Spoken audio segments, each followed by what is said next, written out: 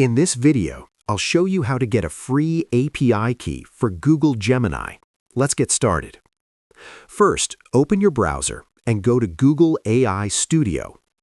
Once you're on the main dashboard, you'll see several options, but we'll focus on creating an API key.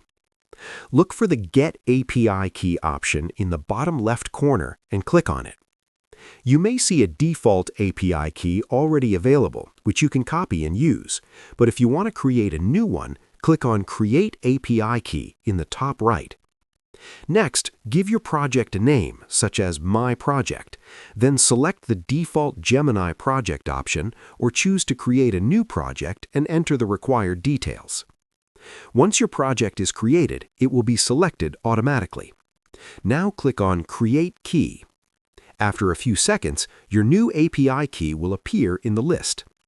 Tap on Copy API Key to save it to your clipboard. Now you can use this API key in your apps and automation tools. You can also check your usage and billing inside Google AI Studio, which helps you track how your API key is being used across different platforms.